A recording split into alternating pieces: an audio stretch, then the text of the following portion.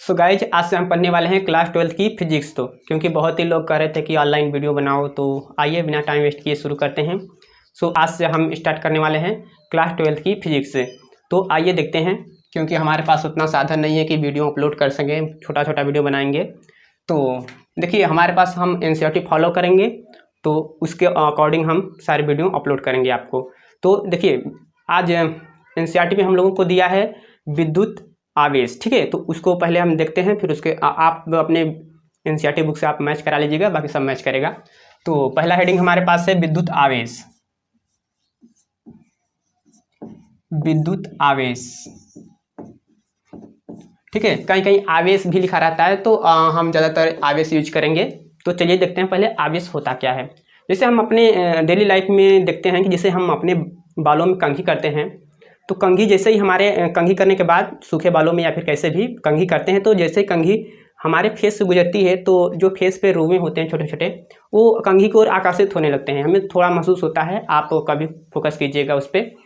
तो या फिर हम कंघी या फिर पेन ऐसे ऐसे बालों में पहले बचपन में रब करते थे, और उसको फिर कागज़ के छोटे छोटे टुकड़े के पास लेकर जाते थे।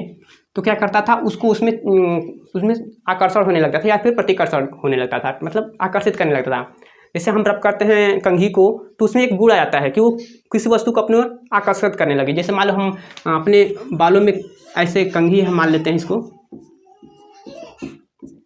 कंघी है, तो कंघी को हम जब करते हैं, फिर उसके बाद अगर मान लीजिए हम कागज़ के छोटे छोटे टुकड़े के पास लेकर जाएं, तो ये क्या करेगा, उसकी ओर आकर्षित होने लगता है। तो ये एक गुण आ जाता है कंघी में कि वो अपनी ओर किसी वस्तु को आकर्षित करने लगेगा, बट उसका जो फोर्स होगा बहुत ही स्मॉल होता है, क्योंकि वो छोटी वस्तुओं को अपनी ओर आकर्षित करेगा, क्योंकि वो आवेश के कारण होने लगता है। तो आवेश एक गुण होता है, ठीक है। तो आप इसका डिफिनेशन लिखना चाहें तो लिख सकते हैं, आवेश क्या होता है। सो हम कहेंगे आवेश किसी वस्तु का गुण होता है, क्योंकि ये देखिए ये वस्तु को अपने ओर खींच रहा है, क्योंकि हम बालों में कंघी किए तो उसमें आवेश आ गया, और वो अपने ओर किसी वस्तु को, मतलब हमारे छोटे छोटे रोवे को ही मान लीजिए आकर्षित करने लगा, मतलब उसमें गुण आ गया। तो इसीलिए इसका डिफिनेशन लिखेंगे आवेश का, विद्युत आवेश या आवेश का डिफिनेशन लिखेंगे कि आवेश किसी वस्तु का गुण है। कैसा गुण है, कोई पूछेगा कि आवेश किसी वस्तु का कैसा गुण है, तो आप कहेंगे आवेश किसी वस्तु का ऐसा गुण है जिसके कारण एक वस्तु किसी दूसरी वस्तु को अपनी ओर क्या करे, आकर्षित करने लगता है। देखिए ये एक वस्तु है, मान लेते हैं कंघी एक वस्तु है, और दूसरी ये कागज़ के छोटे छोटे टुकड़े हैं, तो ये अपनी ओर आकर्षित करने लगता है या फिर प्रतिकर्षित करने लगेगा। सो आप इसका डिफिनेशन ऐसे लिख सकते हैं कि आवेश किसी वस्तु का वह गुण है जिसके कारण एक वस्तु किसी दूसरी वस्तु को अपनी ओर आकर्षित करे या फिर प्रतिकर्षित करे, ठीक है। आकर्षित करती है या फिर प्रतिकर्षित करती है। एक बार फिर से बोल रहे हैं, आवेश किसी वस्तु का वह गुण है जिसके कारण एक वस्तु किसी दूसरी वस्तु को या अन्य वस्तु को अपनी ओर आकर्षित अथवा प्रतिकर्षित करता है। जैसे हम लिख सकते हैं बालों में कंघी, ठीक है। अब देखते हैं आवेश कितने प्रकार का होता है। सो आवेश दो प्रकार के होते हैं, ठीक है। पहला होता है धन आवेश और दूसरा होता है ऋण आवेश।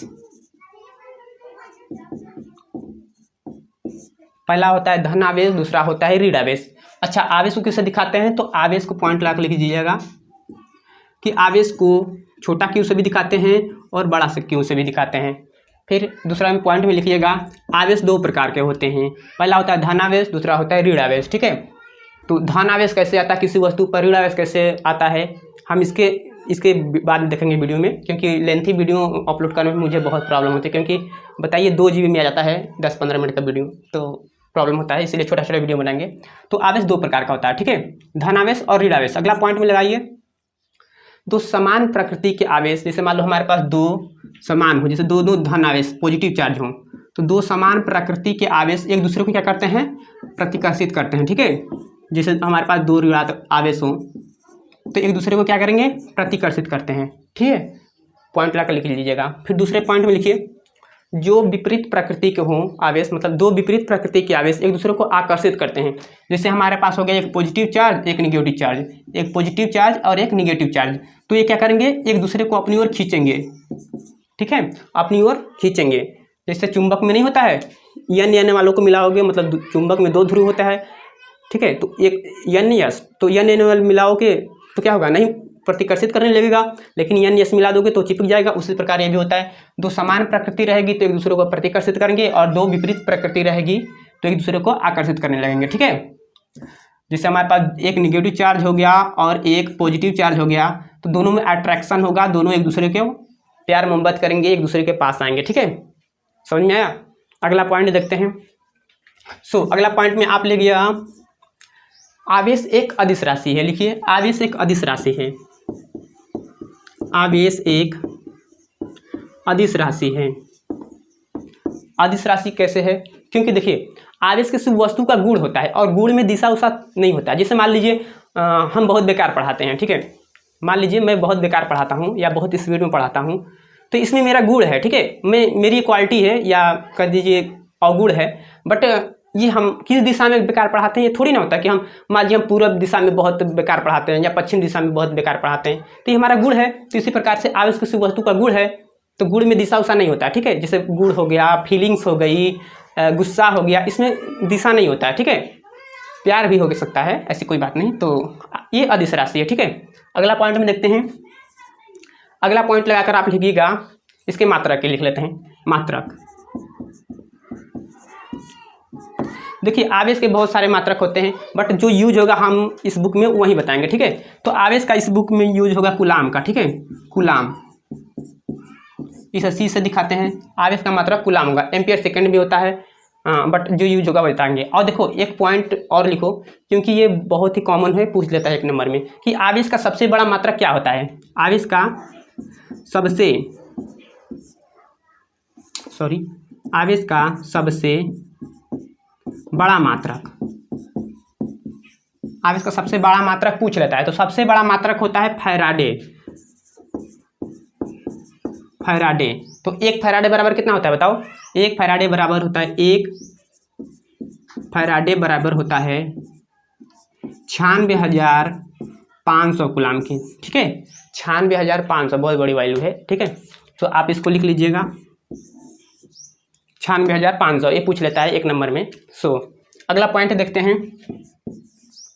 देखिए अगला पॉइंट में लिखिए, अगर मान लीजिए कोई आवेश स्थिर है, ठीक है, स्थिर आवेश, इस अध्याय में हमें स्थिर आवेश के बारे में ही अध्ययन करना है। जैसे हमारे पास एक आवेश है Q, इसको स्थिर रखकर, मतलब जगह रखकर, ऐसे रखकर उसके बारे में अध्ययन करना है। ठीक है, तो एक स्थिर आवेश अपनी चारों तरफ विद्युत क्षेत्र उत्पन्न करता है। ठीक है, इसके चारों तरफ क्या होंगे? विद्युत क्षेत्र उत्पन्न हो जाएगा। अगर मान लीजिए जब आवेश गतिमान हो तो क्या करेगा? वो विद्युत क्षेत्र के साथ साथ चुंबकीय क्षेत्र भी उत्पन्न करता है। ठीक है, अगला पॉइंट में लिख लीजिएगा आप, और बाकी सब पॉइंट्स तो हो गया।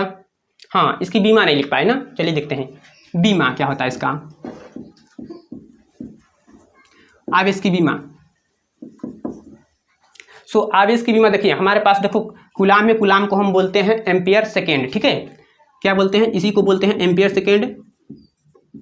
एम्पियर सेकेंड, तो एम्पियर सेकेंड, देखो एम्पियर को हम दिखाते हैं ए से। ठीक है, यहाँ पर शॉर्ट फॉर्म में लिख रहे हैं, एम्पियर को ए से दिखाते हैं, समय को टी से, समय का मात्रक सेकेंड मतलब टी, तो इसको इसलिए इसका मात्रक इसका बीमा हो जाएगा AT, क्योंकि ये पूछ लेता है, कॉमन सी बात है, तो आपको ये आना चाहिए। ठीक है, तो अगले वीडियो में मिलते हैं। आई होप कि समझ में आया होगा। वीडियो पसंद आया तो प्लीज़ लाइक शेयर सब्सक्राइब। मिलते हैं अगले वीडियो में। Thank you.